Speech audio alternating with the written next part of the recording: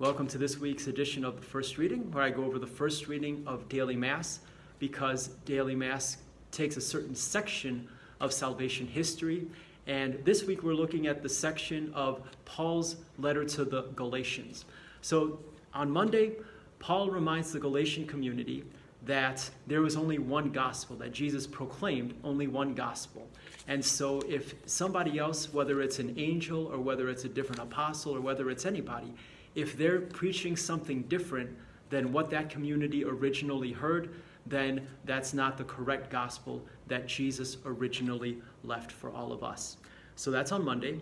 On Tuesday, Paul goes over his conversion story, saying that he used to persecute Christians, but then the resurrected Jesus showed up to him and then taught him the real way, the truth, and the life.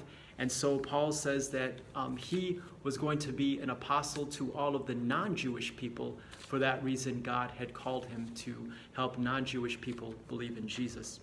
On Wednesday, Paul goes over the very famous episode where he confronts St. Peter to his face because Peter was acting in a way that was excluding all of the new Gentiles, the new non-Jewish believers in Jesus. And so Paul had to confront him to his face, saying that what he was doing was wrong. On Thursday, Paul tells the community that they've fallen into a bad habit, or they've fallen into false beliefs, because many of those people in the community believe that the Jewish law was necessary for Jesus' salvation.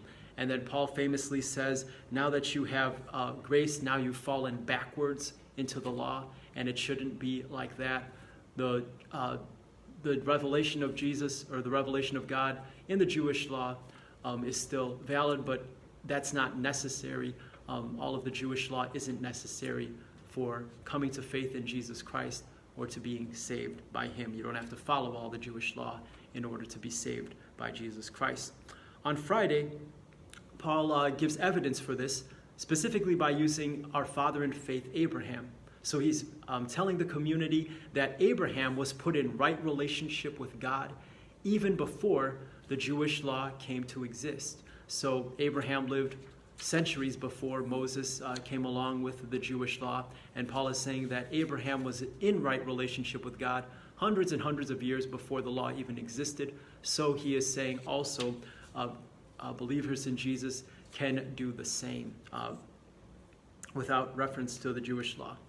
And on Saturday, Paul continues his argument, saying that the law was a disciplinarian, but now we are all clothed in Christ. So Paul was saying, both in this letter and in other letters, he says that the law was given so that we can all recognize how far we are away from God, how far we have fallen from God, and how much we need his salvation.